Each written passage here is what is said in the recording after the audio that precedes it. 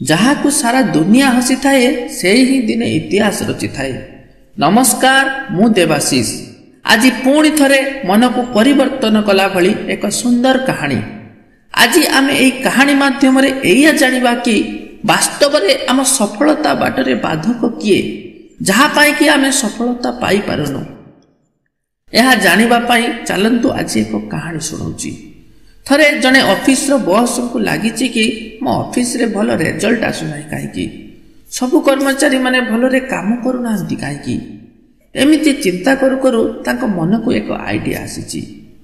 Officer ସବୁ କର୍ମଚାରୀମାନେ ଗଲା ପରେ ଅଫିସର ନୋଟିସ ବୋର୍ଡ ଉପରେ ଏକ ପେପର ଲଗାଇ ଦେଇଛନ୍ତି। ପରଦିନ ସକାଳୁ ଯେତେବେଳେ ସବୁ କର୍ମଚାରୀମାନେ ଆସିଛନ୍ତି, ସମସ୍ତଙ୍କ ନଜର ସେହି ନୋଟିସ ବୋର୍ଡ ଉପରେ ପଡ଼ିଛି। ନୋଟିସରେ ଲେଖାଯାଇଥିଲା କି କାଲି ସନ୍ଧ୍ୟାରେ ଯିଏ ତୁମକୁ ସବୁଠୁ ଘୃଣା କରୁଥାଏ, ଯାହା ପାଇଁ କି ତୁମେ ଗ୍ରହ କରିପାରୁନଥିଲ, ତାଙ୍କର ନିଧନ ହୋଇଯାଇଛି। ହଲ୍ ବାହାରେ ତାଙ୍କର ବଡି ରଖାଯାଇଛି। ସବୁ କର୍ମଚାରୀମାନେ ଯାଇ ତାଙ୍କର ଶେଷ ଦର୍ଶନ କରିପାରିବେ। ଧୀରେ ଧୀରେ କଥାଟି ସମସ୍ତଙ୍କ ମଧ୍ୟରେ ଏକ ଚାଞ୍ଚଲ୍ୟ ଖେଳିଯାଇଛି। କେହି କେହି ତ ଭାବୁଥିଲେ କି ଭଲ ହେଇଛି, ଏବେ ଆମର ସଫଳତାକୁ କେହି ରୋକିପାରିବେନି। କିନ୍ତୁ ସମସ୍ତେ ଏଇଆ ଭାବୁଥିଲେ କି ସିଏ କିଏ ଯାହାଙ୍କର ନିଧନ ହୋଇଛି। ସମସ୍ତଙ୍କ ଭିତରେ ଏକ ଏକ୍ସାଇଟମେଣ୍ଟ ବଢ଼ି ବଢ଼ି ଯାଉଥିଲା। ସମସ୍ତେ ଜାଣିବା ପାଇଁ କି ଭାରି ଉତ୍ସୁକ ଥିଲେ, ଆଉ ନିଜ ନିଜ ଭିତରେ ଆଲୋଚନା ବି କରୁଥିଲେ। ସେଇ ହଲ୍ ବାହାରେ ଯେଉଁଠି ସେ ବଡିଟି ରଖାଯାଇଥିଲା, ଭିଡ଼ ସେଠି ବଢ଼ିବାକୁ ଲାଗିଛି। ଭିଡ଼ ଏତେ ହେଇଯାଇଛି କି ସେଠାରେ ସିକ୍ୟୁରିଟିକୁ ଡାକିବାକୁ ପଡ଼ିଛି। ପୁଣି ସମସ୍ତେ ଜଣ ଜଣ କରିକି ସେଇ ହଲ୍ ଭିତରକୁ ଯାଇଛନ୍ତି। ସେଠି ଯେଉଁ ଏକ କଫିନ୍ ରଖାଯାଇଥିଲା, ଯାହା ଭିତରେ କି ବଡିଟି ରଖାଯାଇଛି, ସମସ୍ତେ ଏକତ୍ର ହେଲା ପରେ ଯେତେବେଳେ ସେ ବାକ୍ସଟି ଖୋଲା ହେଇଛି, ଭିତରର ଦୃଶ୍ୟ ଦେଖି ତ ସମସ୍ତେ ଚକିତ ହୋଇଯାଇଛନ୍ତି। ଏକ ଅପରର ମୁହଁକୁ ଅନେଇ ରହିଛନ୍ତି।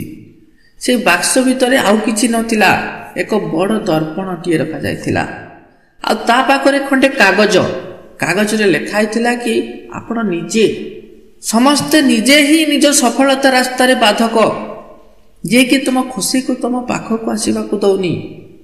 ଜୀବନରେ ଗୋଟିଏ କଥା ସବୁବେଳେ ମନେ ରଖିଥିବେ କି ଏ ଜୀବନ ବାଟରେ କେତେବେଳେ ତୁମର ବସ୍ ବଦଳିଯାଏ, କେତେବେଳେ ସାଙ୍ଗସାଥି ବଦଳିଯାଏ, ପରିବାରରୁ କିଏ କେତେବେଳେ ବିଦାୟ ନେଇଯାଆନ୍ତି, ପୁଣି କିଏ ନୂଆ ଜନ୍ମ ବି ନିଅନ୍ତି।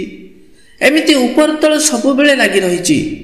କିନ୍ତୁ ତୁମର ଜୀବନ ତ ସେତେବେଳେ ବଦଳି ପାରିବ କି ଯେତେବେଳେ ତୁମେ ନିଜେ ବଦଳିବ। ଏ ଦୁନିଆ ଏକ ଆଇନା, ଏକ ରିଫ୍ଲେକ୍ସନ। ତୁମେ ନିଜକୁ କେତେ ସଫଳ ବନେଇ ପାରିବ ତାହା ତୁମ ନିଜ ଉପରେ ନିର୍ଭର କରେ। ଆମକୁ କେତେ ଜଣ ମେସେଜ କରନ୍ତି କି ବ୍ରେକଅପ୍ ହୋଇଯାଇଛି, ନିଜର ପାର୍ଟନର ଚାଲି ଯାଇଛନ୍ତି, ମୁଁ ଏବେ କ'ଣ କରିବି, ମୋ ଜୀବନରେ ସବୁ ସରିଯାଇଛି। ଆରେ ଏସବୁ ମିଛ, ଏସବୁ କେବଳ ନିଜର ଭ୍ରମ। ଆପଣଙ୍କୁ ଗୋଟେ କଥା କହୁଛି, ଚିନ୍ତା କରନ୍ତୁ।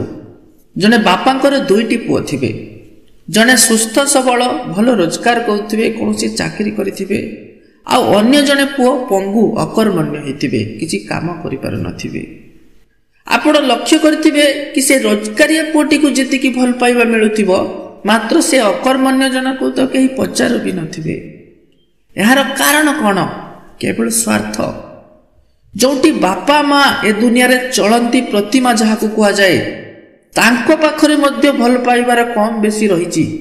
ତ ସେଠି ପ୍ରେମିକା କିଏ? ତୁମଠାରୁ ଆଉ କିଏ ଅଧିକ ମିଳିଗଲା ତ ଗୋଟିଏ ମୁହୂର୍ତ୍ତରେ ସବୁ ସମ୍ପର୍କ ଶେଷ। କହିବେ କ'ଣ ନା ପରିସ୍ଥିତି ଖରାପ, ଏମିତି ସେମିତି। କିନ୍ତୁ ବାସ୍ତବ କଥା ହେଉଛି ନିଜର ସ୍ୱାର୍ଥ। ନିଜକୁ ନିଜେ ଥରେ ଚିହ୍ନନ୍ତୁ ବସ୍। ଏ ଦୁନିଆରେ ଏମିତି କେହି ବି ନାହାନ୍ତି ଯେ ତୁମ ନିଜଠାରୁ ଅଧିକ ତୁମକୁ ଭଲ ପାଉଥିବେ। ଥରେ ବିଚାର କରନ୍ତୁ, ଆଉ ଆପଣଙ୍କ ଉତ୍ତରଟି କମେଣ୍ଟ ବକ୍ସରେ ଲେଖିକି ଜଣାନ୍ତୁ। ରହୁଛି, ପୁଣି ଦେଖା ହେବ ଆଉ ଏକ ସୁନ୍ଦର କାହାଣୀ ମାଧ୍ୟମରେ।